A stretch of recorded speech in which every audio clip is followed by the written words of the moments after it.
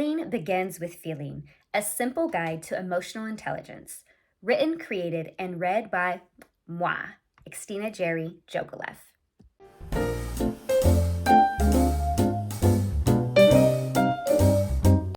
Before we begin, this is meant to serve as a guide that you can return to many times over.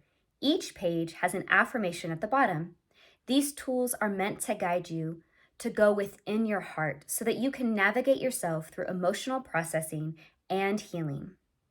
In any given moment, we are experiencing life through our mental, emotional, spiritual, and physical bodies. Learning to navigate all and see how they inform one another is the greatest skill anyone can strengthen. This guide is not meant to be read and stowed away. This guide is meant to be used to help you go inward, to learn, to process, to release, and to liberate yourself from anything that may be inhibiting you from being able to live in love. You will not need to read or listen to the entire guide each time you return to it.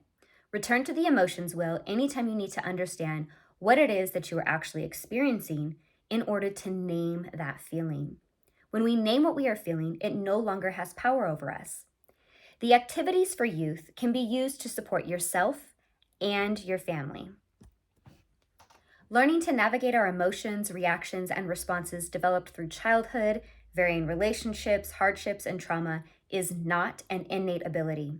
Most of us have not had healthy examples of emotional maturity, relationships, and/or love, let alone any space to experience these emotions.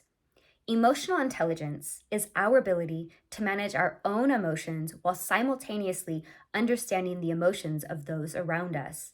It can be very challenging to manage our own emotions, let alone regulate them while in the presence of someone experiencing a challenging emotional state. Affirmation. I open my heart to healing and embrace feeling my emotions.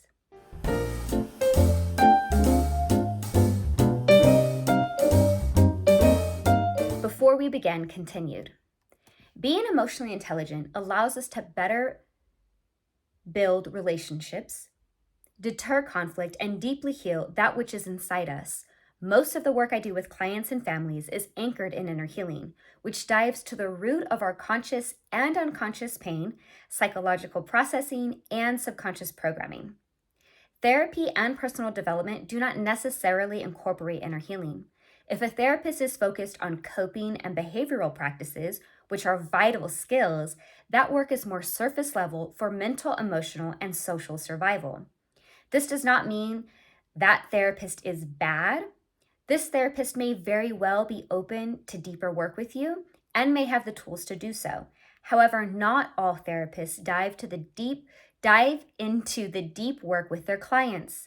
If you desire to get to the root of your pain and want to stay with your current provider, reach out and I can offer some support on how you can have your current provider incorporate inner work.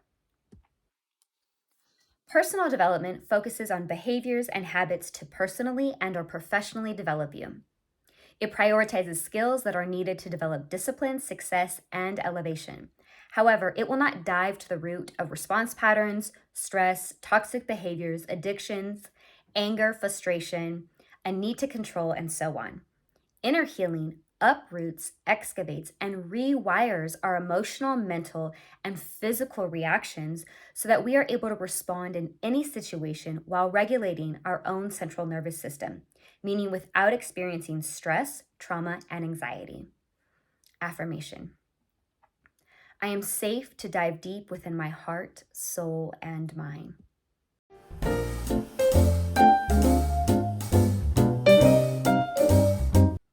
Before we begin, continued. When clients work with me, we incorporate both behavioral and relational health. We develop new habits while also diving to the deep inner psyche and response patterns. My clients have found the emotions wheel to be the most beneficial tool in learning to identify, feel, and process their emotions.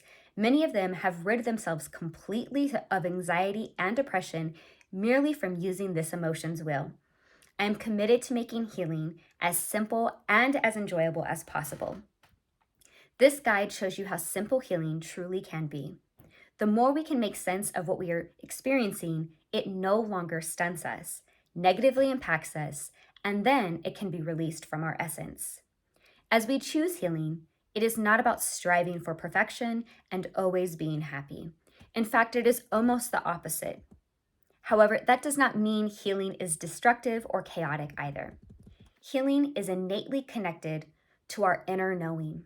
Healing guides us to know ourselves, to know why we are processing things in a particular way, know that we have the agency to shift those response patterns should we desire, know that we are meant to experience emotions and that our emotions are a wonderful guidance system to learning the self and others.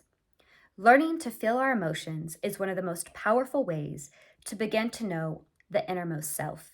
When we know our inner self, we can heal her or him and embrace new response patterns that are more in alignment with our inner self. And the more we know ourselves, the more we can know those we love and care for. Let us begin. Affirmation. I love who I am and know that my inner self deserves to live fully free.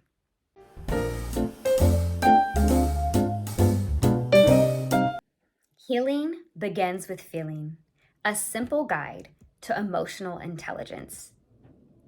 Healing simplified. It really is as simple as 1, 2, 3. 1, admit I'm feeling some type of way. 2, identify the feeling by using the will. And 3, ask and answer why. 7 layers deep. The next page is the emotions wheel. I like to work my way from the inner wheel to the outer wheel, and it's just beautiful, helping you name that feeling. We go from 3 feelings to so many more on this page. So again, it is so simple. Feeling some type of way. I do not need to know what I am feeling. All I need to admit is that it's something. 2, use the will. Now I can begin to name that feeling. And 3, understand why. Ask and answer, why am I feeling this? It is best to journal or voice memo this answer.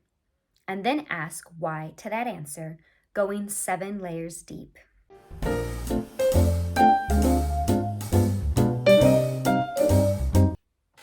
Feeling some type of way. Oftentimes, there is a fear to feel because we might get stuck in the pain or actually have to face a harsh truth about the self.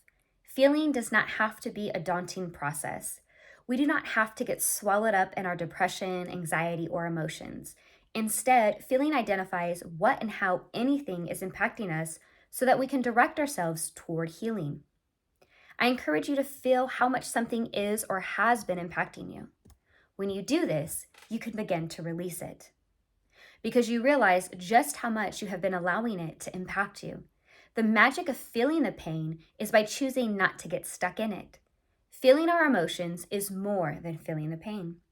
While pain is necessary to go towards our healing, we can feel into the future just as we can feel into our past and our present. We can use our ability to feel to open up to new possibilities. We can feel what it would be like if whatever is paining us was no longer consuming our essence. Use your imagination to feel into a different reality. Feel what it would be like if this pain was gone.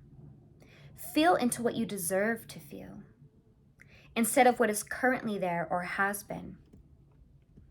Once you've given your mind, body, heart, and soul permission to release it, feel into the possibilities for the new, since it will no longer be weighing you down. Feel into your future. Feel into your new ass amazing shit. Feel the peace, the harmony, the profound connections, the unconditional love, the freedom of expression, the power of confidence, the pleasure and fun, the joy, the trust, the strength, and all that you are. This is how we feel it to heal it. Affirmation. I choose to feel in order to bring about profound healing.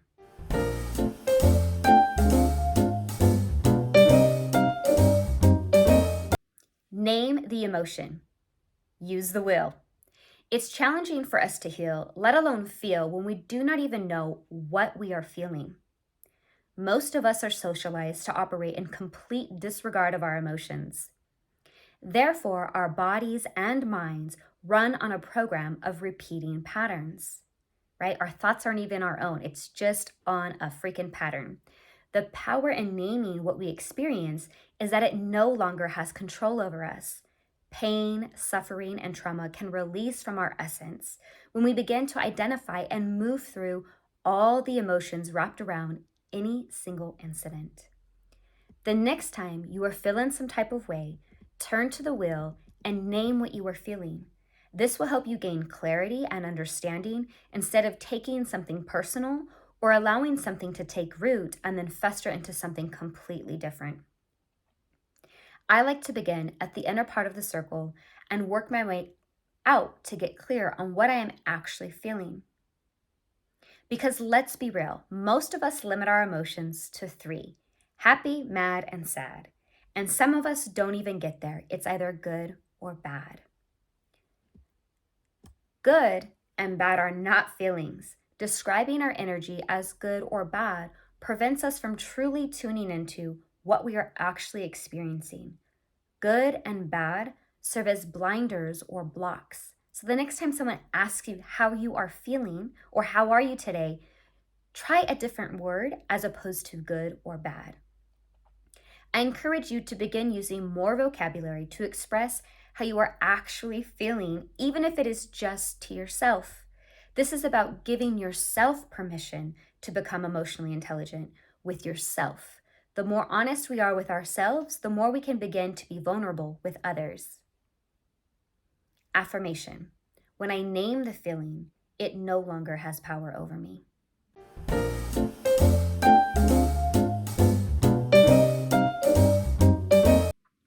Deep dive in understanding. After you identify you are feeling some type of way and you named the emotion or emotions, ask yourself, why am I feeling this way? Answering this will give you an ability to be honest with yourself. You can journal this answer or voice memo it to yourself. It does not matter if you choose voice memo or writing. Some prefer writing and others express vocally. You may find that writing is best, and other days you may want to be vocal. This energy is bottled up in your body, and when we write or voice it, we release it from ruminating inside us. As you answer why, more may be unearthed, or there may be some clarity. You may realize you are blaming another person or giving your power away. And in that realization, you can begin to reclaim your power. Our emotions are layered. When we initially feel something, it is usually a surface level emotion, and there is a much deeper pain that really has nothing to do with what we think we are experiencing in that present moment. After answering, why am I feeling this? You will then ask, why am I feeling this? To your initial answer and go 7 layers deep, meaning after each answer, ask and answer why this. You may need to go back and forth and move through the wheel to answer your whys. As we dive 7 layers deep, we realize the initial emotion had nothing to do with the root of the pain. Now we can deeply release through forgiveness, acceptance, and healing. Affirmation. When I dive deep within myself, I realize I have all the answers.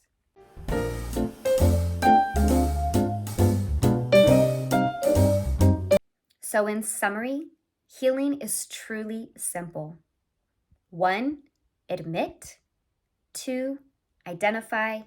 And 3, ask. Healing is as simple as 1, 2, 3. Admit, identify, ask.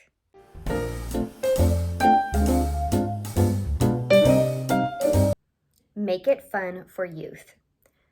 3 activities. Okay, we want to make this fun for youth because emotions do not come to us naturally, especially if we're learning it new as adults or parents. So there's the emotions walk, emotions toss, and emotions snowball.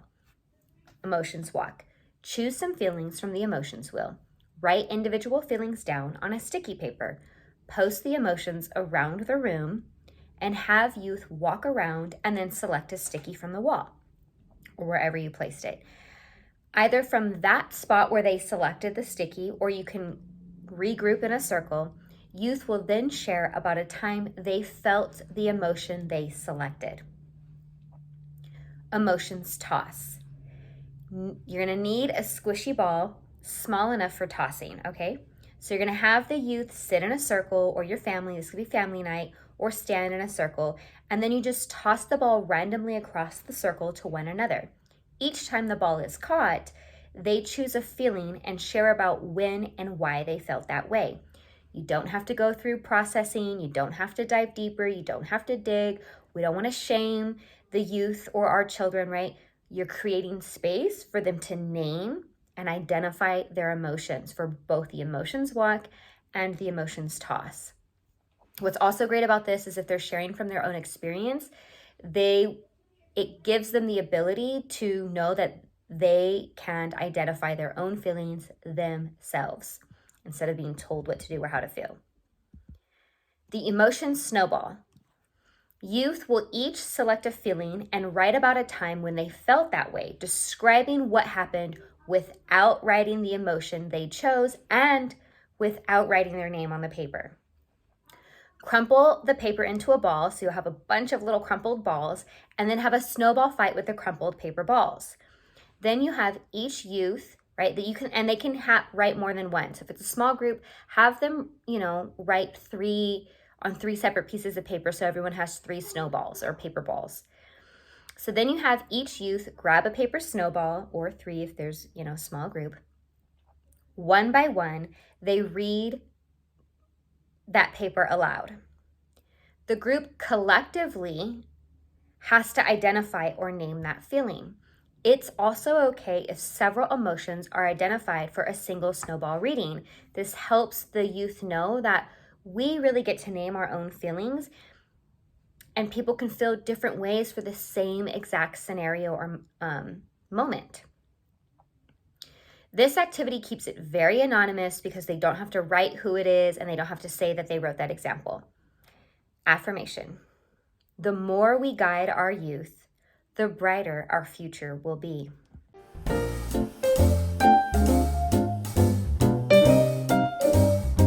Emotionally intelligent youth. Why it's so important. If we truly want to create a world that does not repeat corrupt pain, then we must take serious how we process our emotions ourselves and in our homes. Whatever we feel and how we process or do not process as adults directly impacts the energy of the youth around us, whether you're a fucking parent or not, okay? The F word wasn't in the ebook. This is what they will inherit from you.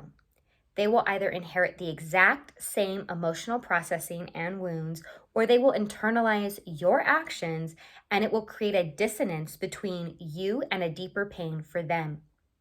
This is why we must take ownership of our own emotional processing and guide our youth to understand their emotional selves and create safe spaces to name, feel, and process our emotions. When our children have the skills to identify and process their emotions, they can better advocate for themselves, they can address hostility and challenges with clarity, and seek solutions. Children who grow up in emotionally intelligent homes are less likely to develop addictions, risky behavior, and harmful habits. Youth who are emotionally intelligent achieve their goals, create healthy relationships, and feel safe to be their most authentic selves in any space. Affirmation. My healing brings healing for generations to come.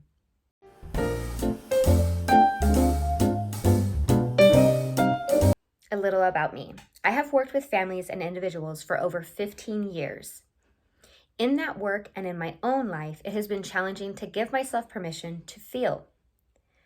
We believe we need to be strong, pretending that we have it all together, which is predicated on a faux notion of strength. If we do not know what we are even feeling, we cannot even begin to heal. Using the emotions wheel, we identify what we are feeling so that we can begin our healing processes. Diving 7 layers deep, we go beyond what is presently rising to the surface. These exercises only take a few minutes and can be used for a lifetime of learning, knowing, understanding, and healing the self and relationships in our life. Before becoming an inner healing and relationship coach, I was on track to become a tenured professor in ethnic studies. My research uncovered eugenic histories of incarceration and how that informed normative notions of citizenry, meaning how we show up as citizens. In that work, I realized how the women and men on the inside, being incarcerated, and those of us on the outside of imprisonment internalize narratives of policing and punishment and genocidal histories of colonization and enslavement. These histories keep repeating themselves. I will say it again, they continue to repeat themselves. We must develop tools for ourselves and in our homes that eradicate this generational internalization, how we internalize these histories and these wounds. It begins with giving ourselves the tools to begin feeling so that we can heal.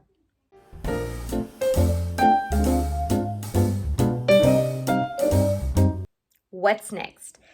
I want you to continue to name what you are feeling and dive deep within yourself. The more we know and understand ourselves, the more we can begin to love, heal, and grow. All we truly need is love, and at our core, we are love. However, through our life experiences, pain, and suffering, we have gotten disconnected from the love that we are. Use the emotions wheel to connect you back to the love that you are so that we can begin to bring more connection to this world. You may want to screenshot the emotions wheel and add it to your favorites so that it is more easily accessible than returning to this and having to scroll through to find it. I ask that you leave a review on Google about how this has helped support your personal healing. If you need more support with acceptance, forgiveness, and healing, please schedule a session with me and we will create a custom healing toolkit just for you and your life. I truly appreciate you. Our world is suffering, but we do not have to suffer. Each time we release our deep-rooted pains, we give ourselves permission to live from our love. As we live from our love and expand our energetic capacity, we are no longer triggered and we are more emotionally intelligent. I truly appreciate you and the work that you're doing. We only experience trauma when our central nervous system does not have the capacity to receive something. As we heal, we expand that capacity so that we can respond in love to anything that is coming at us. Affirmation. I choose to be the change our world has craved. Thank you so much.